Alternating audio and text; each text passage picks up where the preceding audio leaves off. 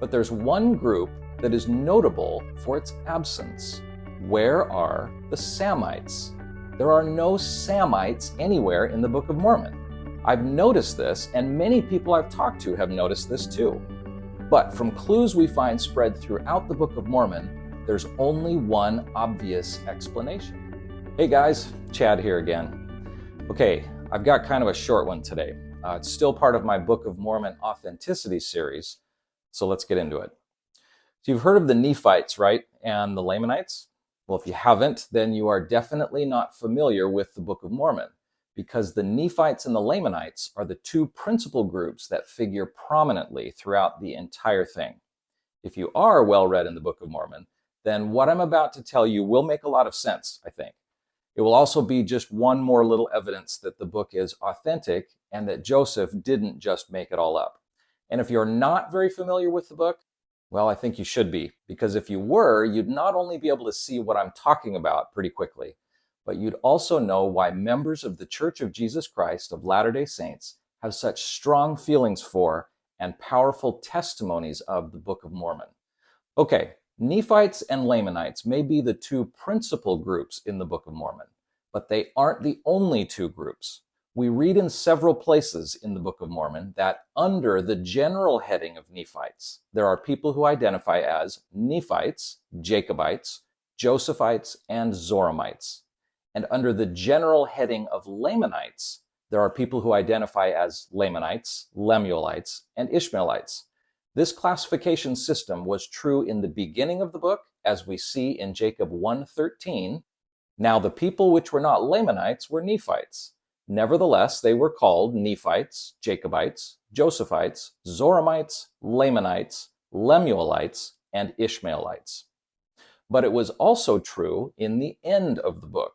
After the years of peace, which ended in around the year 200 AD, we've all heard there were 200 years of peace after Christ appeared to the Nephites, but technically that's not correct. Christ appeared after his resurrection in 34 AD, so really there were only 166 years of peace. I'm just saying.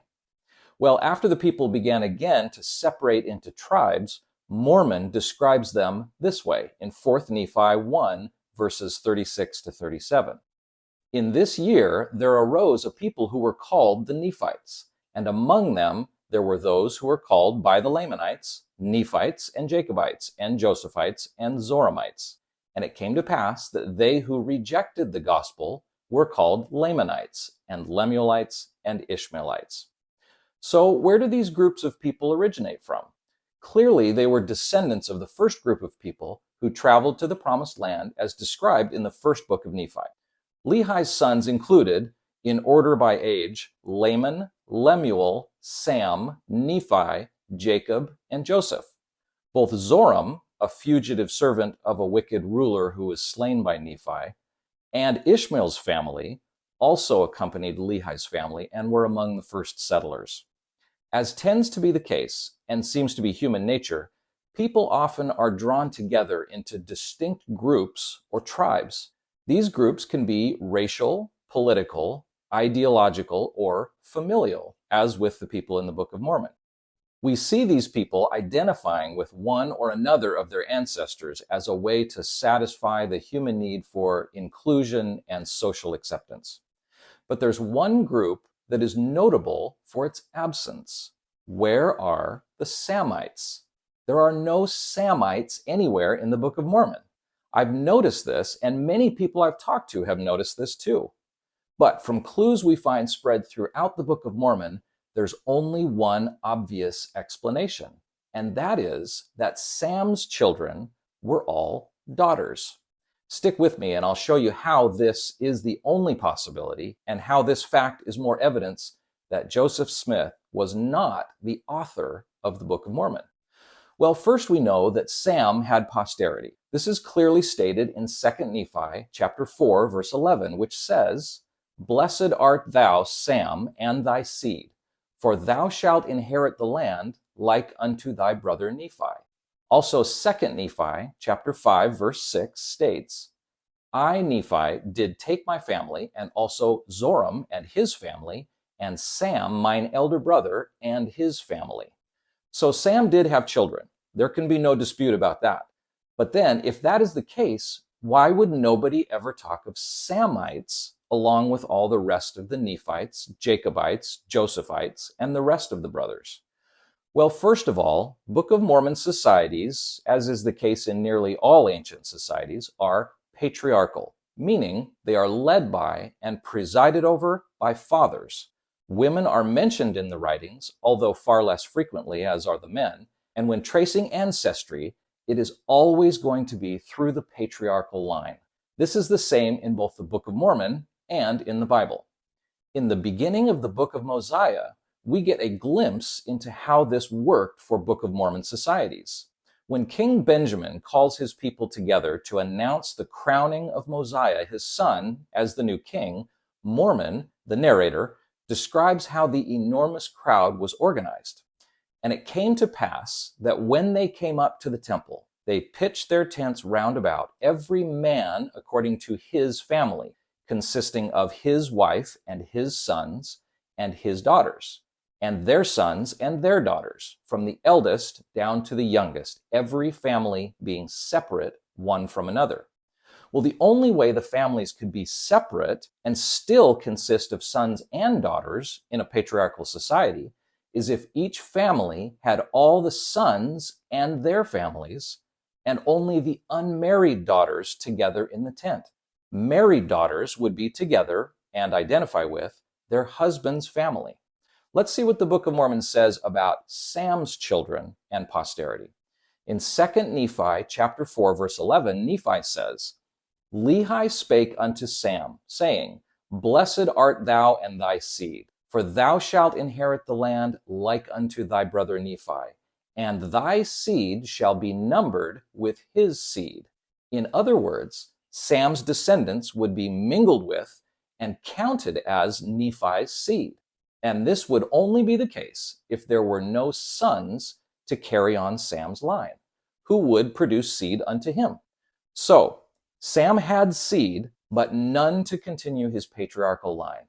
Hence, Sam had only daughters, and these daughters married into Nephi's family, and hence their children and descendants would identify with, or as Lehi puts it, be numbered with, Nephi's seed, as Nephi, not Sam, would be at the beginning of their patriarchal line.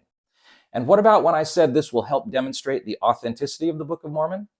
Well, sure, it's not a direct evidence that proves beyond any doubt the book's truth, but think about this. If Joseph was making it all up, he'd have had to have thought through this entire scenario and been very careful to have all the random scriptures that talk about patriarchal order, about Sam, and about the various tribes and sub-tribes worked out and kept straight as he dictated the entire book without any notes, rewrites, or without having anything read back to him, as he took a mere 65 days at most in producing the Book of Mormon.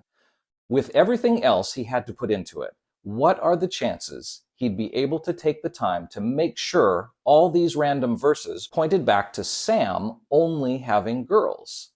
Yeah, pretty slim. Oh, and I almost forgot. Check this out.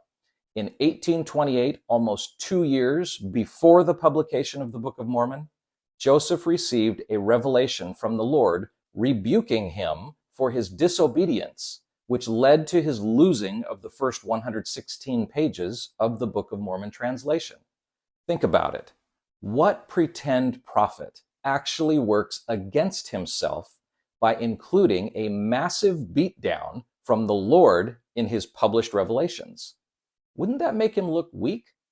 If I were perpetrating a hoax in order to make myself look big and important, a chastisement from God sure wouldn't make it into my scriptures. Anyway, in this revelation, God says that he had planned ahead for just this eventuality, and that in the coming Book of Mormon, he would use the testimony of the Nephites, Jacobites, Josephites, and Zoramites to bring the knowledge of Christ to the remnants of the Lamanites, Lemuelites, and Ishmaelites. Notice anything familiar? No Samites in the Lord's revelation either. It seems like Joseph Smith was consistent with his made-up patriarchal lines and his faked revelations, even before the Book of Mormon was even written.